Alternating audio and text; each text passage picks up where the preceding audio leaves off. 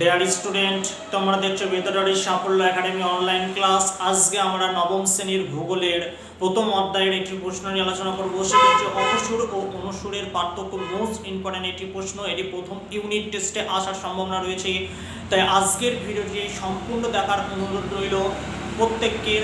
চলো এবার আমরা শুরু করছি। এবার আমরা আসছি আমাদের মূল টপিকে। আমরা আসছি, দেখো কি বলছে, দেখো অপসূর ও অনুসূরের পার্থক্য। দেখো কি বলছে, প্রথম পয়েন্ট দেখো কি বলছে। প্রথম যখন প্রশ্ন লিখবে, প্রশ্ন লেখার পর তোমরা লিখবে কি অপসূর ও অনুসূরের মধ্যে যে পার্থক্যগুলো হলো সেইগুলো হলো নিম্নরূপ। ঠিক আছে, তারপর দিয়ে তোমরা লেখা শুরু করবে। তাহলে দেখো প্রথম পয়েন্ট কি বলছে, অপসূর সূর্য থেকে দূরবর্তী অবস্থান ও অনুসূর সূর্য থেকে নিকটবর্তী অবস্থান মানে অবস্থান করে।